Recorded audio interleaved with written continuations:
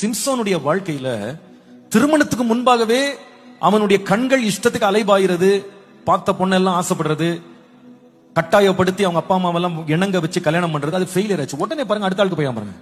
அது பேசியா இருந்தா கூட பரவாயில்ல, எனக்கு தேவை செக்ஸ், ஐ நீட் செக்ஸ், வேற அது தவிர எனக்கு வேற எதுவும் வேண்டாம்.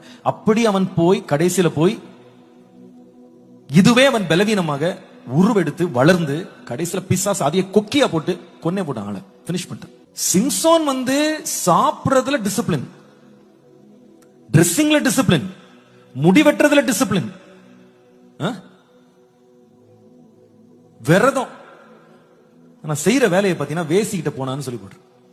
அப்போ அவனுடைய டிசிப்ளின் ஃபுல்லா எதுல இருந்துச்சுன்னு சொன்னா physical part of his life பயங்கர டிசிப்ளின். அதாவது மனுஷனுடைய பார்வையில மனுஷனுடைய ஒழுக்க நெறிகள் முன்பாக பார்க்க, மனுஷனுடைய கண்களுக்கு முன்பாக பெர்ஃபெக்ட். அவனை பார்க்கிறவங்க எல்லாருமே அவனை நசரேயன்னு அவனை லேபிள் பண்ற மாதிரி தோற்றத்துக்கு சூப்பரா இருந்தான். ஆனா எதுல அவனுக்கு வீக்னஸ் இருந்துன்னு கேட்டா மாரல் லைஃப்ல வீக்னஸ், மனதளவுல வீக்னஸ்.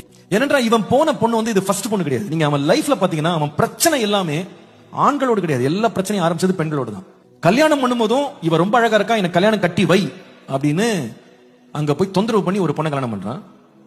அது பிரச்சனையாச்சு. அடுத்த பெண்ணை நம்ம எங்க பாக்குறோம், வேசியா இருந்தா கூட பரவாயில்ல அவள்கிட்ட போவேன். திரும்ப லைஃப் முடியும் போது பாத்தீங்கன்னா தெலேலால் இன்னொரு பொண்ணு நிக்கிறா, அவன் மடியில படுத்து கிடக்குறான். இத்தனைக்கும் அவனுக்கு தெலேலால் யாருன்னு நல்லா தெரியும்.